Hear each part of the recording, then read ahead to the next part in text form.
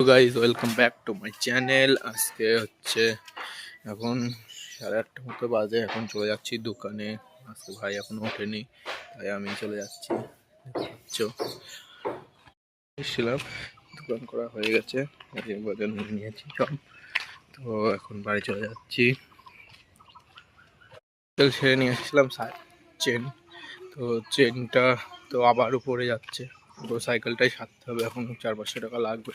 চলো এখনই যাবো সারতে, দেখাবো তোমাকে কি সারা হয় আর কত টাকা লাগে।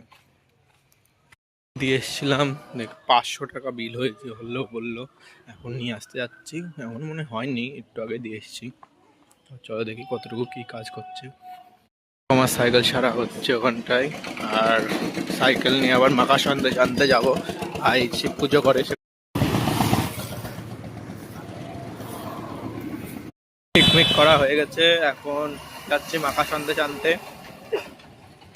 দেখো সাইকেলের প্যাডেল, আর ও প্যাডেলের এই ভিতরকার এই রড যেটা আছে ওটা, আর এই এই পিছনের চাকার টাল ভাঙা হয়েছে, এই লাগাইছে স্পোক, আরো আরো এর রডটাও পাল্টানো হয়েছে সব, তাই 500 লেগে গেছে।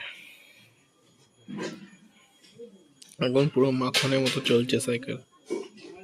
যে দেখতে পাচ্ছ, এখন আমি এখানে ঘুরছি।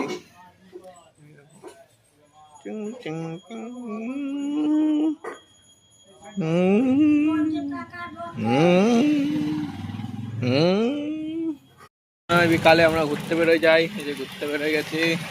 এখন রয়েছি বিননগরে। কোথায়? লালন মেলার সাইডে, এই পাশে লালন মেলার শুরু হয়ে গেছে, তো ওদিকেই ঘুরে বেড়াচ্ছি।